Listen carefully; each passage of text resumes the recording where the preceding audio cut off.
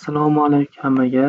Biz o'tgan darsda turbinani ishlashi haqidagi PFD texnologik sxemasini o'rgangan edik. Bugun esa kompressorni ishlashi haqidagi sxemani o'rganamiz. Ushbu PFDda siz ba'zi bir qurilmalarni ko'rib turibsiz. Misol uchun, kompressor mana bu ko'rinishda beriladi. Turbinaga o'xshaydi, faqat turbina farqi mana bu yerda S belgisi bor. Ikkalasini bog'lab turuvchi mana bu qism esa val hisoblanadi. Shuningdek, siz tiplominik, ya'ni sig'imga almashish qurilmasini ham qanaqa ko'rinishda berilishini bilib olishingiz mumkin. Mana bu narsalar hammasi esa transmitterlar, ya'ni signal qabul qiluvchi, qancha mahsulot va qanday harorat va bosimda harakatlanyapti quvurchidan o'shani o'lchovchi qurilmalar belgilari va mana bu belgi esa o'sha signalni olib quvurchidagi oqimni kontrol qiluvchi, klapanni kontrol qiluvchi kontroller belgilari. Mana bu belgilar klapanni bildiradi. Avtomatik ravishda ishlovchi klapanlar, ya'ni oqimni nazorat qilish mumkin, 30, 40, 50% gacha yopib ochish mumkin misol uchun.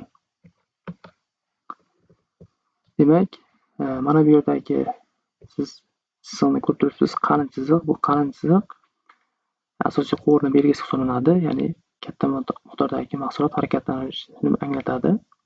Misol uchun, mana bu yerda soatiga 871 ming kilogramm gaz harakatlanmoqda.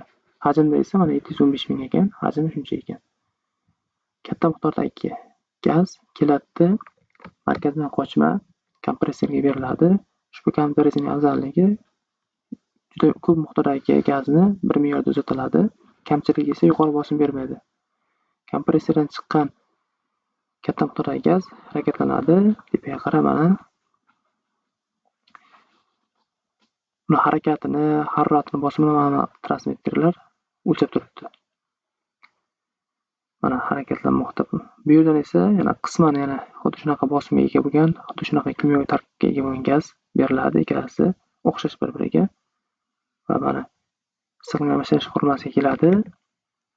Bu yerda gaz bo'g'i orqali isitiladi, ya'ni 112 gradusgacha isitilib reaktorga yuboriladi.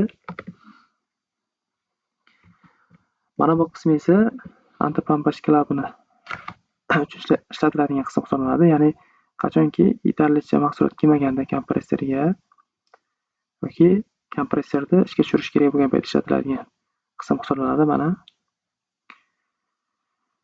demak, u mahsulotni chiqishdagi mahsulotning bir qismini olar ekan, klapan ochilib, mana qaytadan kirishga berar ekan. Shu orqali kompressorni tezligi oshirilishi mumkin. Masalan, ishga tushirishimiz kerak. Оборотini minutiga 1000, 2000, 3000 qilib oshirib boryapmiz. Masalan, 8000 ga chiqarishimiz kerak. Shu orqali ham chiqarsak bo'ladi. Shuningdek, pompash bo'lgan paytda, ya'ni yetarlicha mahsulot kelmagan paytda kompressorga avtomatik ravishda ishlatishimiz mumkin. Mana bir qismini bu yerga qaydab beradi. Xuddi shunaqa shutdown, ya'ni kompressorni o'chirish kerak bo'lgan paytda ham ishlatiladi mana shu qism. Shunaqa sirkulyatsiya ishlatilib, kompressor xavfsiz o'chirilib olinadi. Lekin shu quvurni ichidagi oqimni kontrol qilish juda muhim. Oqim mana bu ya'ni transmitterlar, kontroller orqali kontrol qilinib turiladi.